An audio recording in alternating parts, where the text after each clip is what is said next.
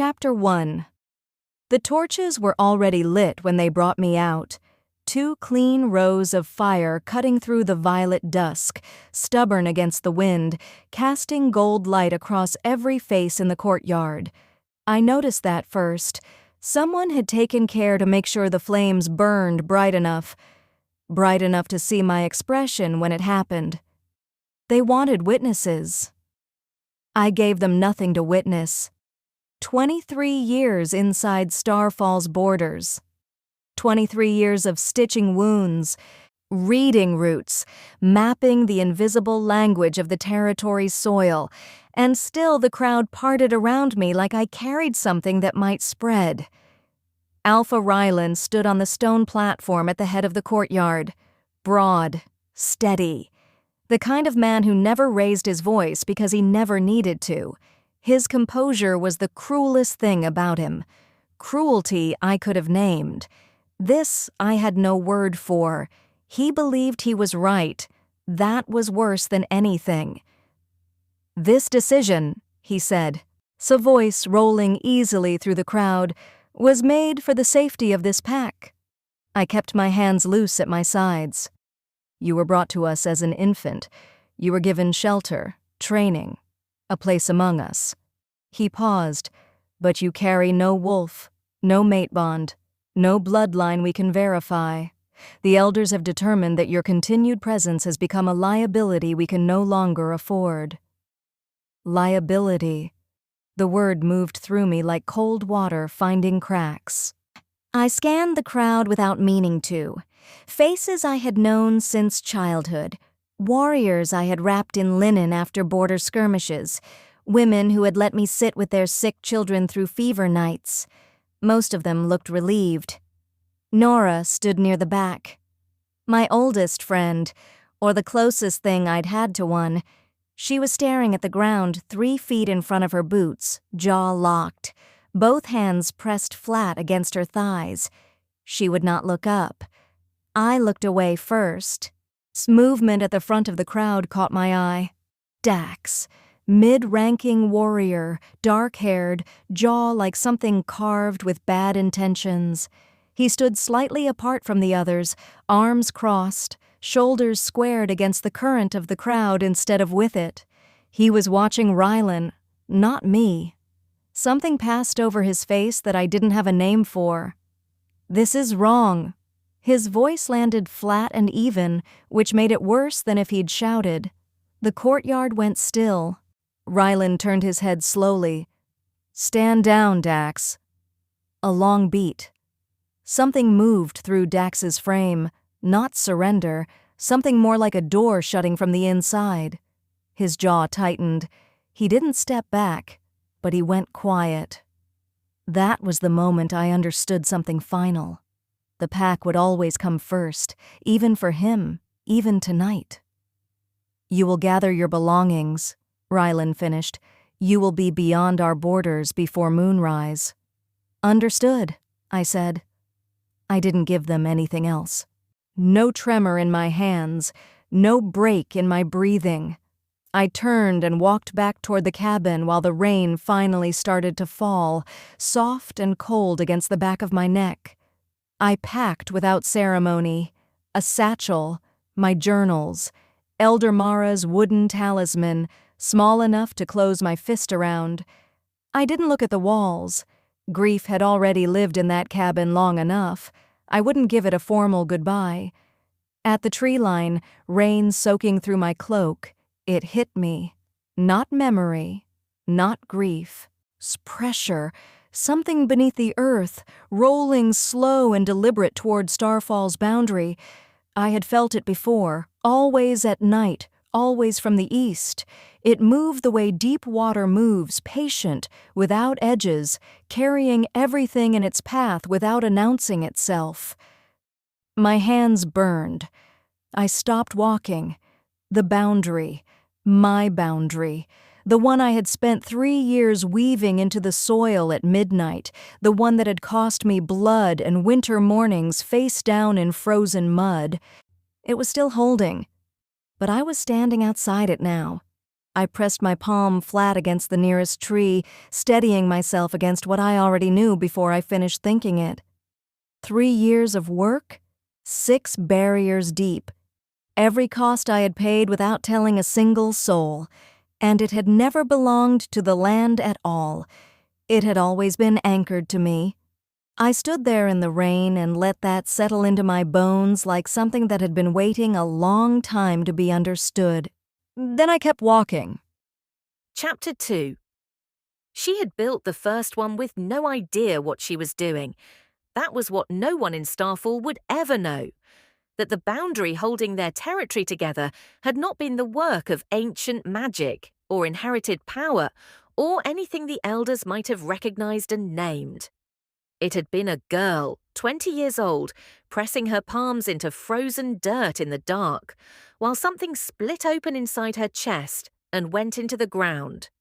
The same girl they had just walked out of their gates, and the same girl now standing in the rain on the wrong side of everything she had ever built, finally understanding that when she left, she had not left alone.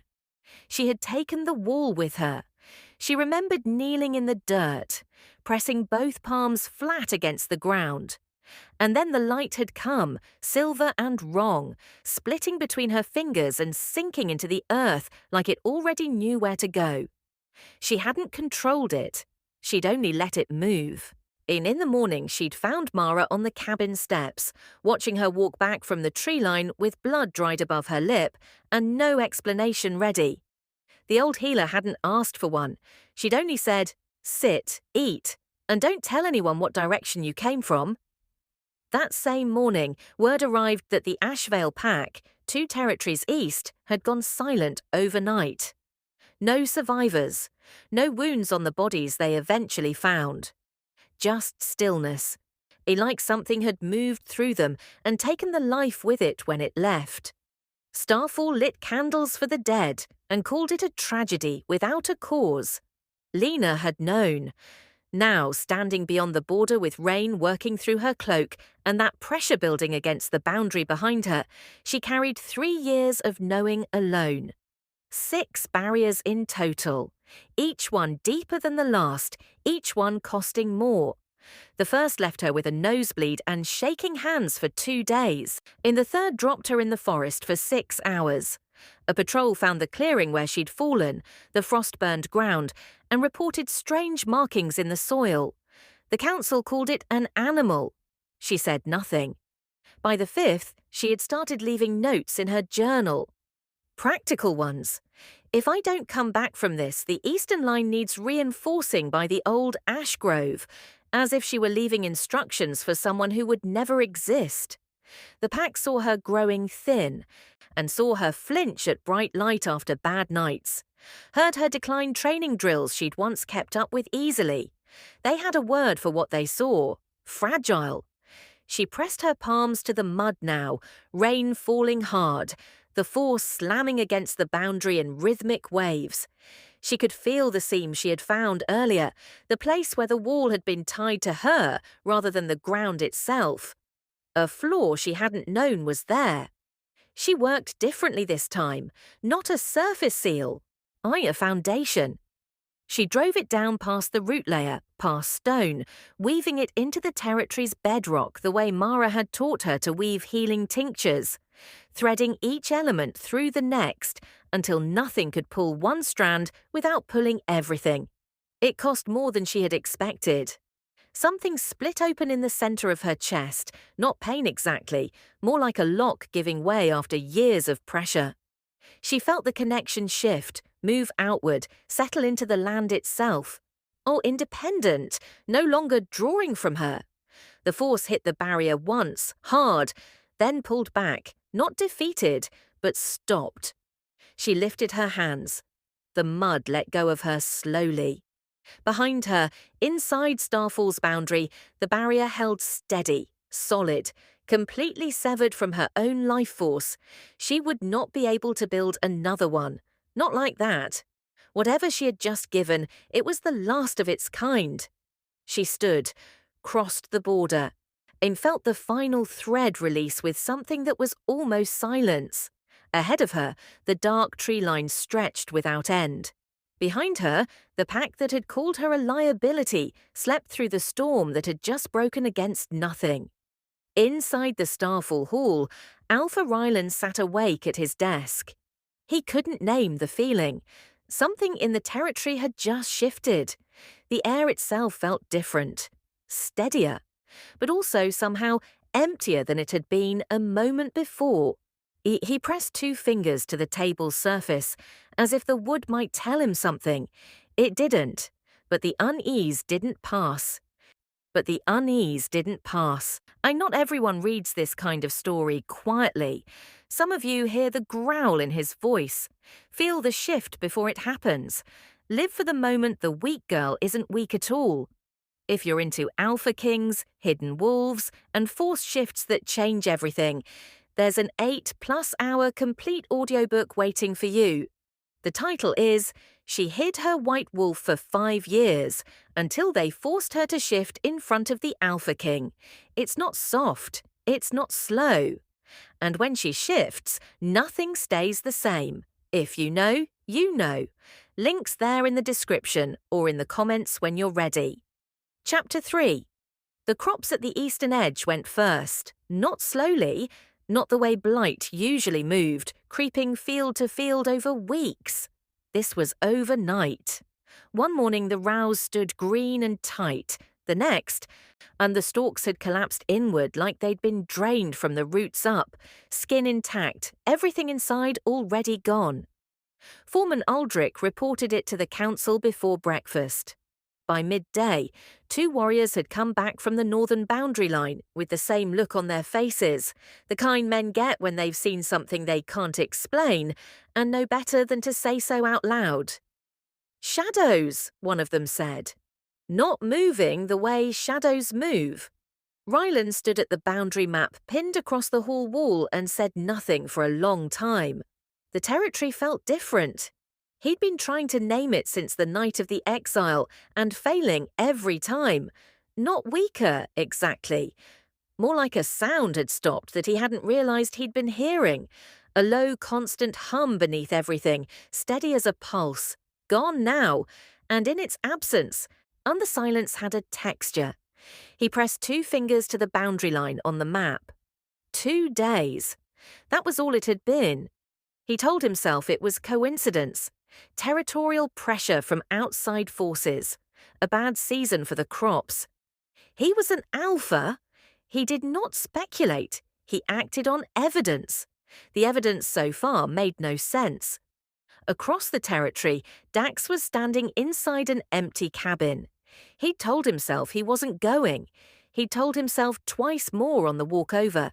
He'd spent 48 hours running patrols harder than anyone asked him to, filling his hours so completely there was no room for the things sitting at the back of his mind. Then the crops report hit the hall, and his feet had carried him here without permission. The cabin was clean. That was the first thing that struck him. No disorder, no signs of a rushed departure. Whatever she'd taken, she'd chosen deliberately. Whatever she'd left behind, she'd left on purpose. A few dried herb bundles still hung from the ceiling beams. A single chair sat angled toward the window, positioned to catch the morning light. On the small table, a ring of faint discoloration in the wood where a cup had sat for years. He'd been in this cabin twice, maybe 3 times, always brief, always for practical reasons he could name clearly. He stood there longer than he should have.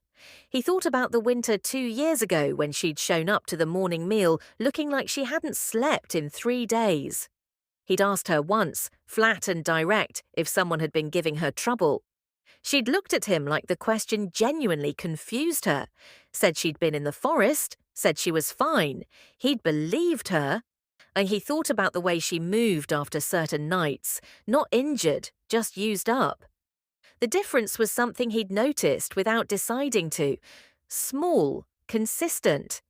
Always after nights when the boundary felt strange. He hadn't connected it. He stood in her empty cabin and connected it now. The chair, the cup ring, the herbs she'd left hanging because she'd known she wasn't coming back to need them. He turned and walked out before the thought finished forming, because finishing it meant deciding what to do with it, and he wasn't ready for that yet. Back at the hall, he found 3 more warriors gathered outside the door, voices low. The Northern Patrol had reported again. The shadows at the boundary had multiplied, not aggressive, just present, like something was measuring the distance. Dax pushed through the doors without stopping. Rylan looked up from the map. "It's been 2 days," Dax said. "Flat. Even." Rylan held his gaze. "I'm aware. The barrier is holding. Is it?" Something shifted in Rylan's expression. Not doubt. Something just behind doubt, not ready to show its full face yet. Before he could answer, the ground moved. Not an earthquake, sharper, more deliberate. A single deep pulse that rolled through the floorboards and up through every pair of boots in the hall. Every wolf in the room went still. Then it came again. Harder. Chapter 4. She found the first village 2 days past the border, or what had been a village. The structures still stood, which was almost worse. No fire damage, no forced entry. The doors hung open like the occupants had simply walked out mid-meal and never come back. A plate still on the tables. A child's boot left on a front step. Lena moved through it without touching anything. She had seen this before, not with her own eyes, but in the pattern. The Starfall Pack. The Greywood settlement north of them. 3 others whose names had filtered into Starfall as rumours before they stopped filtering in at all. Whatever the force was, it didn't destroy. It emptied. She kept moving. By the 3rd day, the terrain changed. Less managed. Older growth crowding the path, root systems so dense they'd broken through the old road's stone. No territorial markers, no scent lines. She was somewhere between claimed lands, the kind of space that packs let go wild because no one wanted the maintenance cost of the border. She was filling her water skin at a narrow creek when she heard them. 2 wolves, and still in human form but barely. She could read it in the way they moved through the tree line, low and angled. Instinct overriding practiced control. They were exhausted, running on the stripped-down mechanics of survival. They stopped when they scented her. The taller one raised his head. He was perhaps 30, dark-eyed, a long-heeled scar cutting across his collarbone visible above his collar. His companion was younger, a woman with close-cropped hair and a wrapped injury on her forearm that hadn't been properly set. Neither of them attacked. That alone said something. "You're not a wolf," the man said. Not an accusation, a genuine statement of confusion. "No," Lena said. He took 1 step closer. Stopped, his nostrils flared, and his expression shifted into something she couldn't immediately categorize. Not threat. Not recognition exactly. More like a man hearing a word in a language he thought he'd forgotten. "What pack?" he asked. "None." The woman spoke for the first time. "Where did you come from?" "East." They exchanged a look, the kind that carried a full conversation in under a second. "The Mirewood settlement is gone," the man said. 4 days ago. Before that, Crest Hollow. Before that, Vane's Ridge. He listed them without grief, which meant the grief had already been used up. "It's not moving in a pattern, not following territory lines, not following water or road." Lena capped her water skin. "What is it following?" He looked at her steadily. "We don't know. We thought it was random." "But," she said. The woman answered, "The survivors we found at Crest Hollow before it fell, they said it changed direction, mid-approach. Like something redirected it." Silence. The creek moved between them. A branch shifted overhead. Lena thought about the 6 barriers. The way the force had pressed and then pulled back each time, not defeated, but redirected. She had assumed she was blocking it. She had built every wall on that assumption. What could redirect something like that? the man asked. She didn't answer, but something cold had begun to move through her understanding, slow and very certain, rearranging everything she thought she knew about the last 3 years. She had not been stopping it. She had been drawing it away. And now, for the first time in 3 years, she was no longer inside a border. She was in open ground. The feeling came before the thought fully finished. A shift in the air pressure, a tightening along the back of her neck. The man across the creek felt it too. His eyes moved to the eastern tree line. The shadows there were wrong, and they were facing her. Chapter 5. It moved like cold smoke, low to the ground, and faster than it had any right to be. Lena was already on her feet, both hands raised, when the fragment hit the barrier she'd thrown up on instinct, a thin thing, reflexive, nowhere near as deep as what she'd built into Starfall soil. It shattered on contact, and she took the impact through her palms and into her shoulders, staggering back 2 steps before she found her footing. The 2 wolves behind her shifted. She heard it, the wet crack of bone and muscle rearranging, and then 2 large bodies moved up on either side of her, hackles raised, a low continuous warning in both their throats. She didn't tell them to stop, and they wouldn't have listened, and she needed the seconds. The fragment circled. That was new.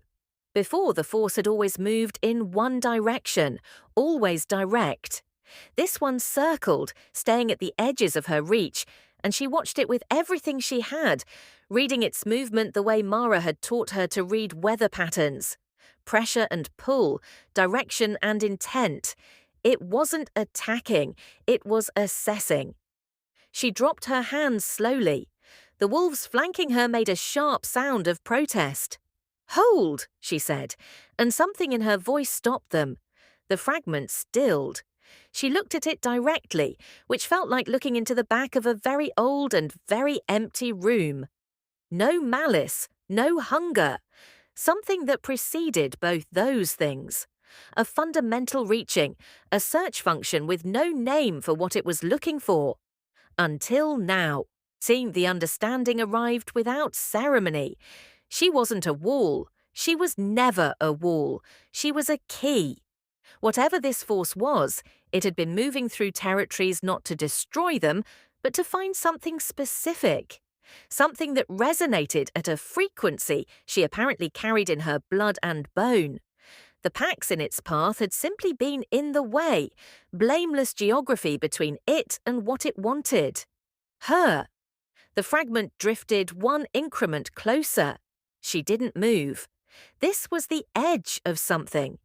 She felt it the way she'd felt the ground shift when she drove the final barrier into Starfall's bedrock. A threshold. A point past which nothing would be the same. She held the fragment's attention and thought very carefully.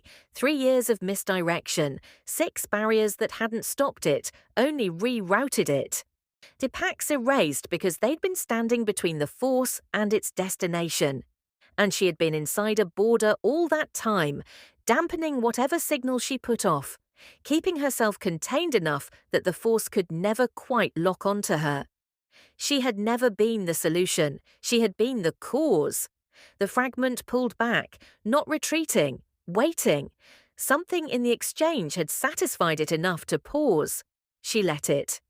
And 200 miles west, inside Starfall's territory, the first wolf fell. A young warrior on morning patrol.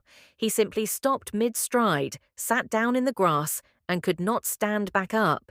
No wound, no fever. By the time the others reached him, his eyes were open and empty, and he was breathing in a shallow, mechanical way that the pack healer called shock, and quietly knew was something worse. By sundown, 3 more were down.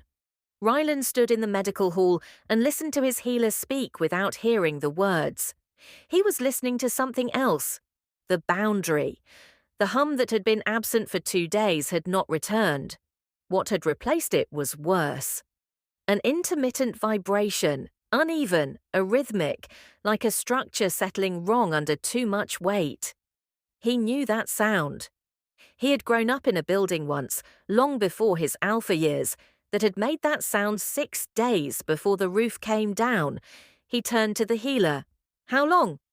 She didn't pretend not to understand the question. I don't know. Best estimate. She looked at the 4 unconscious wolves in their cots.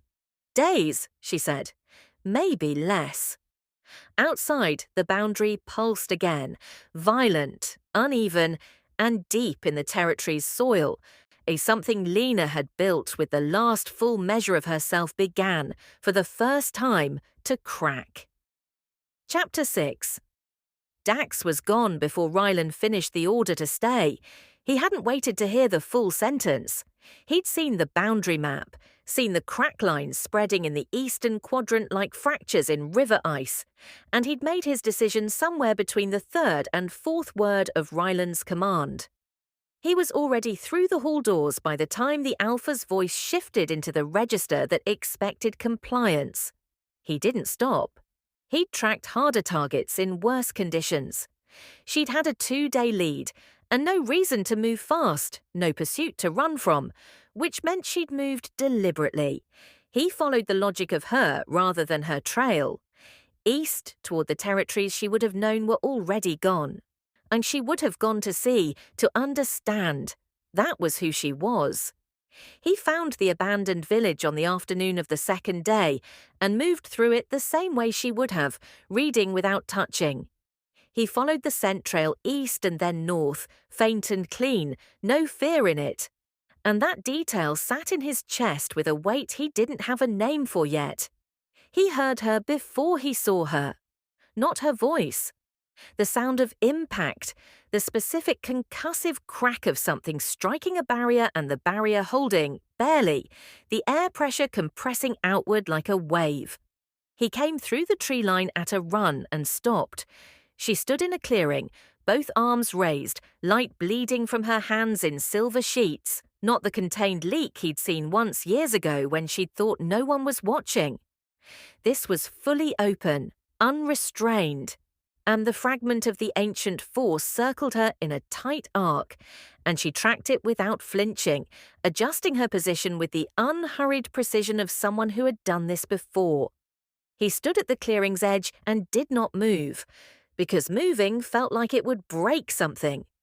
2 wolves he didn't recognize flanked the perimeter, watching him now instead of the fight. They read his posture and let him stand. She drove the fragment back with a single focused push, both palms forward, and the silver light compressed and expelled outward in a hard line. The fragment scattered, not destroyed, dispersed. It would reassemble. She knew that. He could see she knew that in the way she lowered her hands without relief, only calculation. Then she turned and saw him. Her expression didn't change. That was the thing that hit him hardest. No surprise, no gratitude, no softening. She looked at him the way she'd looked at the fragment, direct and measuring.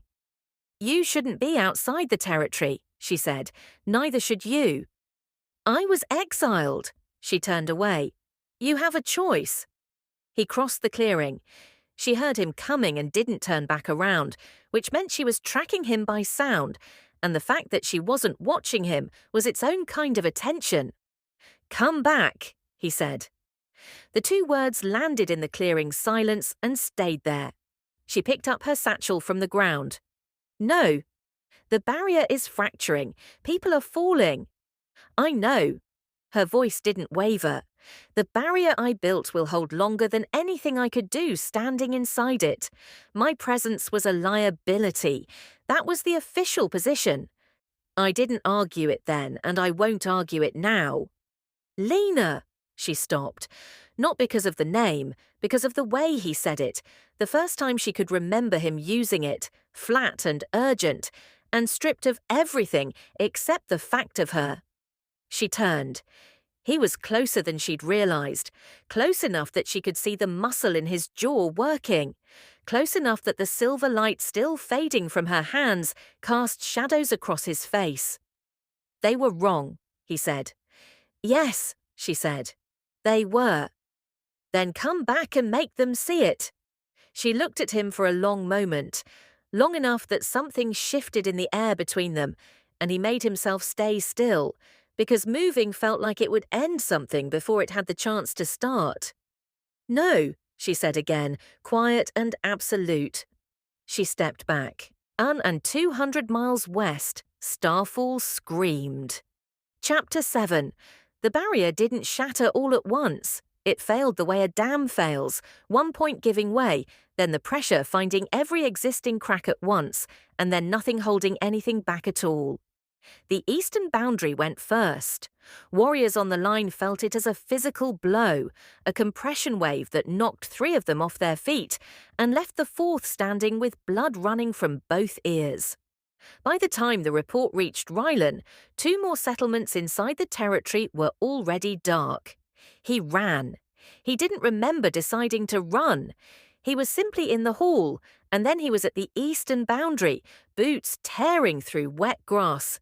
And the pack healer's voice was somewhere behind him, cataloguing casualties, in a tone stripped of everything except precision. 11 down, 7 unreachable. The force had breached in 4 locations simultaneously, and it moved through the gaps with the methodical patience of something that had been waiting a long time. He shifted mid-stride and hit the boundary at full speed, and stopped. Because the force stopped too. It didn't retreat. It pressed against him, massive and old and disinterested in his authority the way weather is disinterested in authority. He drove himself against it with everything he had, and it held him at arm's length without effort. He was strong. He had never once doubted that. But this was not about strength. He pushed harder. The force pressed back. Behind him, 3 warriors shifted and added their weight, and it made no difference at all.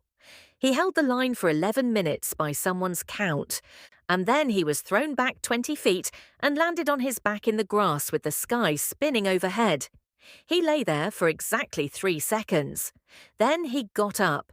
His healer was beside him before he'd finished standing, her hand on his arm, her voice saying numbers and names. He listened. He made himself listen, because this was information, and information was the only useful thing left.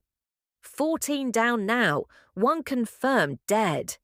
The barrier's remnants were still active in the western and northern quadrants, holding with a steadiness that made no sense given what was happening in the east. A remnant strength that should have degraded, but hadn't. He stopped walking. He stood in the dark with rain beginning again and thought about the eastern crop failure, the shadows on the boundary that arrived the morning after the exile, and the hum he'd felt in the territory's foundation for years that he'd never been able to source, the way it had gone absent the night she left, the way the western and northern barriers, the ones farthest from where she'd spent her last night inside the territory, were still holding perfectly. He thought about her hands, the way she'd held them at her sides during the banishment, loose and deliberate, not clasped, not folded. Like she'd made a decision about her hands and was enforcing it. Like she'd made a decision about a great many things and was enforcing all of them. He thought about every winter she'd looked like something had been drawn out of her. He walked back to the hall. Every council member present turned when he entered, advisors, elders, warriors waiting for instruction. He crossed the room and stood at the head of the table. And then he went down on one knee. The room went absolutely silent. He kept his eyes level. "I was wrong," he said, loud enough for all of them, loud enough for the back of the room. Whatever protected this territory, whatever held that force back for 3 years while we called it coincidence and called her a liability, it was her. It has always been her. No one spoke. "Find her," he said. Not to any one person, to all of them. The full weight of his alpha voice, the register that ended arguments and started wars, carrying 2 words across the hall. Find her now. 200 miles east, in a clearing that smelled of old force and silver light, Lena went very still. She felt it like a thread pulled taut and then snapping, a physical sensation in her sternum, the last connection to something she'd built with pieces of herself.